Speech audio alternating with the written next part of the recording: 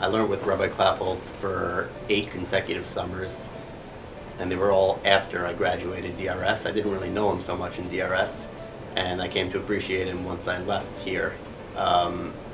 Every moment I spent with him was both inspiring and somewhat intimidating, considering his breadth of Torah knowledge and his humility in revealing that.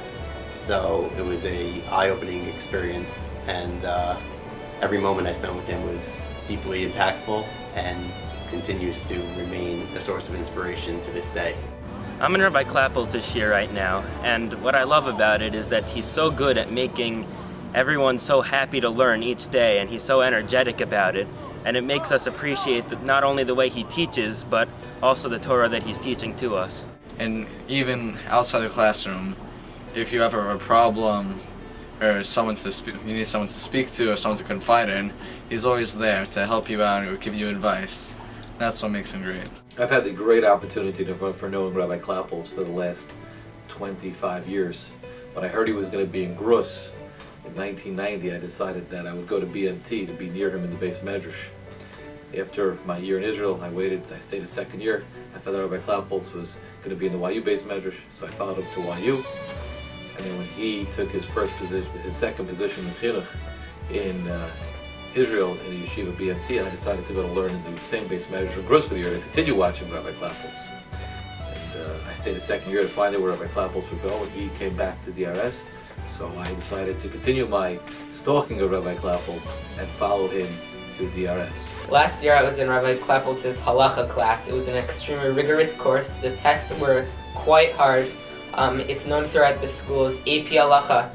But looking back, I really appreciate the way in which Rabbi Klapholtz delivered the material. What could be such a dry subject, Rabbi Klapholtz turned into really an incredibly interesting experience, whether it was with real life scenarios, whether it was he had fun facts and practical applications. And I really, really appreciate Rabbi Klapholtz for what he did for me. I look at Shabbos in a completely new way now, and it's an experience I'll take with me forever. I learned with Rabbi Klapholtz during Night Theater to review for Rabbi Kamenetsky's share. Every single time he comes in with the same amount of excitement, and he makes learning so enjoyable, and he's really a great Chavrusa, and I thank him so much for always putting up with me, and he's really an unbelievable Rebbe. I went to DRS as a student for 4 years, and I was never in Rabbi Klapholtz's year. To be honest, I probably never wanted to be in Rabbi Klapholtz's year during my time here. But this year, I, thank God, have the privilege of being Rabbi Klapholtz's intern, and I'm able to see what I was missing. Every day, the one thing that really stands out about Rabbi Klapholtz and his shir is the tremendous amount of passion he has for every single word that he's teaching. Doesn't matter if it's a Rashi, if it's the 5-minute mussar to start the day, or it's the last 2 minutes of shir.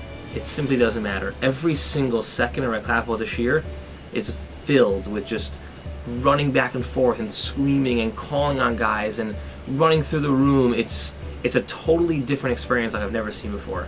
And I can honestly say that just being in the room has really taught me so much. Well, I've been learning with Rabbi Klapholtz for the past 3 years. And during that time we've gone through many different Masechtas, went through Sanhedrin, Gittin, and Shipsachim. During the day, there's one thing I always am looking forward to. I'm looking forward to that 8th period class when I learn with Rabbi Klapholtz. And you know, Gemara isn't something that really, some kids love it, some kids want to do it, but for me it's not like, I'm not dying to learn, I'm not like running to the base medrash, but with him, like, it's different. And you know, they say like time flies when you're having fun, and my 8th period every day is the fastest period of my day.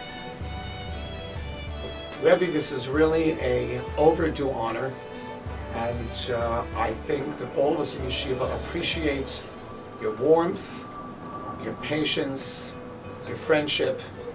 And when you think about the dozens of Talmidim who've passed through the portals of your shir, and your hashpah has been so positive, it should be a tremendous source of pride for you.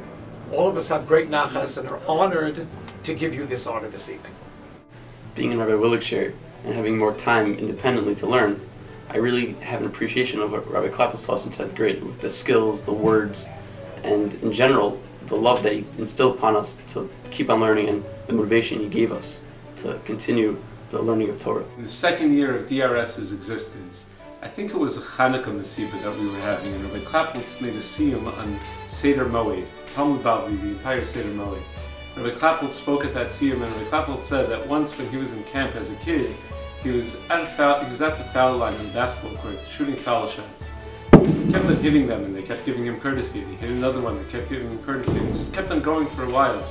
And ultimately, someone said, "Oh my gosh, you just hit 37 foul shots in a row!" And the next one he airballed. And he said that the difference between the first 37 and the 38th was that each of the first 37 was one foul shot. The 38th was the weight of 38 foul shots.